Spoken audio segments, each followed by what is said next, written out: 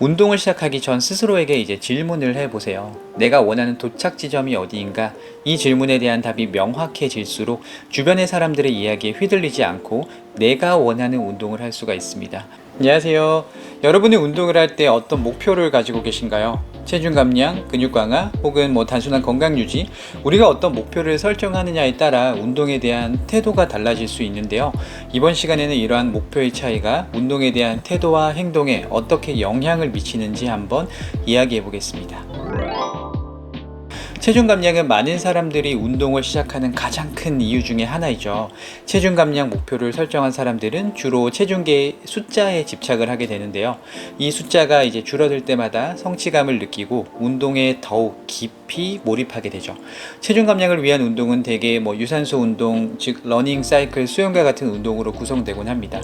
이러한 활동들은 심박수를 높여서 이제 체지방을 연소시키는 데 효과적이기 때문이죠. 또 체중 감량을 위해서는 식단 관리 역시 필수적인데요. 식단 조절과 운동의 조합은 체중 감량 목표를 달성하는 데 있어 강력한 시너지 효과를 발휘하게 되는데, 이 과정에서 사람들은 칼로리 섭취를 제한하고 식단의 영양 균형을 맞추기 위해 신경을 많이 쓰게 됩니다. 운동과 식단 관리가 철저하게 병행될 때 비로소 체중 감량이라는 목표에 가까워질 수가 있습니다. 하지만 이 과정이 결코 쉽지는 않죠. 체중이 내가 노력한 만큼 줄어들지 않을 때 좌절감을 느낄 수도 있고, 이렇게 되면 운동에 대한 의욕이 낮아지는 요인이 될 수 있습니다.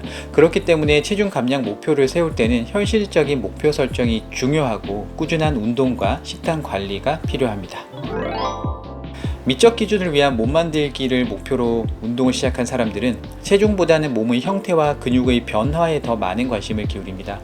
이런 분들은 주로 무거운 중량을 들거나 반복적인 저항 운동을 통해 근육을 강화하는 데 집중을 하죠. 웨이트 트레이닝, 크로스핏 혹은 다양한 형태의 근력 운동이 주요 운동 방식입니다. 근육 강화를 목표로 하는 사람들은 운동 루틴을 좀 세밀하게 계획하는데요. 매일 운동 시간, 운동의 종류, 그리고 운동 세트와 반복 횟수까지 철저하게 관리하게 되죠. 또한 운동 후의 휴식 영양 섭취도 매우 중요하게 컨트롤합니다. 근육은 운동 후의 회복 과정에서 성장을 하니까 단백질이 풍부한 음식을 섭취하고 충분한 휴식을 취하며 근육의 성장을 촉진시키기 위해 다양한 보충제를 활용하기도 합니다. 이 과정에서 근육의 크기와 모양이 눈에 띄게 변화될 때 큰 성취감을 느끼는데요. 이 성취감은 좀 더 큰 목표를 위해 나아가는 원동력이 됩니다.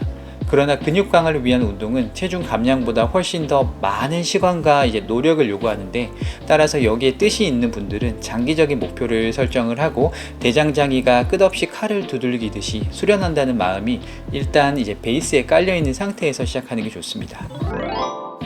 건강 유지는 상대적으로 더 폭넓은 목표일 수가 있는데요. 이 목표를 가진 사람들은 비교적 꾸준하지만 강도가 낮은 운동을 선호합니다. 내 몸을 엄청 힘들게 하지 않아요. 이렇게 운동하시는 분들을 보면 단순히 신체적 건강뿐만 아니라 정신적 건강에도 긍정적인 영향을 미친다고 믿으시는 분들이 많습니다. 운동의 예로는 스트레칭, 요가, 가벼운 조깅 혹은 산책과 같은 활동이 대표적인 예라고 볼 수가 있죠. 건강 유지의 목표는 특정 수치나 외형적인 변화를 추구하기보다는 전반적인 건강을 유지하는 데 중점을 둡니다. 운동은 이분들에게 있어서 스트레스 해소의 수단이고 일상 속의 활력을 찾는 방법이기도 하고요. 이분들은 무리한 운동보다는 일상에서 쉽게 지속할 수 있는 운동을 선택하고 스트레스 받지 않으면서 꾸준히 진행을 하는 거죠. 또한 이분들은 매일 일정한 시간에 운동을 하면서 심리적인 안정감을 찾습니다. 예를 들어 아침에 가벼운 조깅을 하는 사람들은 하루를 활기차게 시작할 수가 있고, 요가나 명상은 하루의 스트레스를 해소하는 데 도움이 됩니다. 이와 같은 운동은 몸에 무리를 주지 않으면서도 꾸준히 지속할 수 있다는 장점이 있습니다. 결국 우리가 운동을 통해 얻고자 하는 도착 지점, 즉 목표가 어디에 있는지에 따라서 우리의 관여도는 크게 달라질 수가 있습니다. 명확한 목표를 설정하면 그 목표를 이루기 위해 더 많은 시간과 에너지를 투자하게 되고, 반대로 목표가 모호하거나 단순할 경우 운동에 대한 몰입도 역시 낮아질 수 있습니다. 운동의 목표는 개인의 성격, 생활 패턴, 그리고 신체적 조건에 따라 다양하게 설정될 수 있습니다만, 중요한 것은 이 목표가 자신의 삶에 얼마나 중요한지, 그리고 그 목표를 이루기 위해 얼마나 많은 노력을 기울일 준비가 되어 있는가입니다. 목표가 분명하고 동기부여가 강할수록 우리는 더 높은 관여도로 운동에 임하게 됩니다. 예를 들어 체중 감량을 위해 매일 아침 일찍 일어나 달리기를 하는 사람은 목표를 위해 기꺼이 자신의 생활 패턴을 바꿀 준비가 되어 있습니다. 반면 단순히 건강 유지를 하기 위해 가벼운 운동을 하는 사람은 운동에 대한 스트레스나 부담을 덜 느끼며 좀 더 여유롭게 운동을 즐길 수가 있겠죠. 이처럼 운동의 도착 지점이 명확할수록 그에 대한 몰입도는 높아지고 목표를 이루기 위해 다양한 방법을 모색하게 됩니다. 반면 목표가 명확하지 않거나 단순할 경우 운동에 대한 동기부여가 약해지고 결국 지속적인 실천이 어려워질 수가 있습니다. 운동을 시작하기 전 가장 중요한 단계, 즉 목표를 설정하는 건데요. 많은 사람들이 지나치게 높은 목표를 설정하고 그 목표를 이제 이루지 못했을 때 좌절감을 느끼면서 운동을 포기하게 됩니다.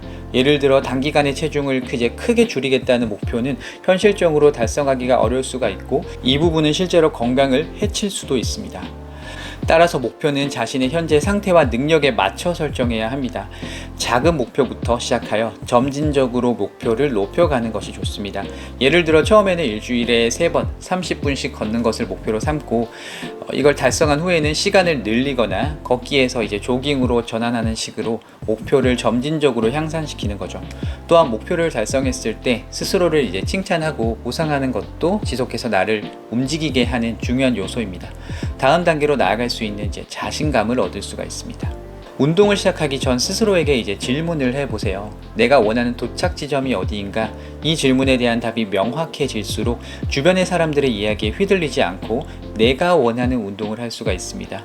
목표를 명확히 하고 그 목표를 이루기 위해 필요한 계획을 세운다면 여러분의 운동은 더 의미 있고 즐거운 과정이 될 수가 있습니다.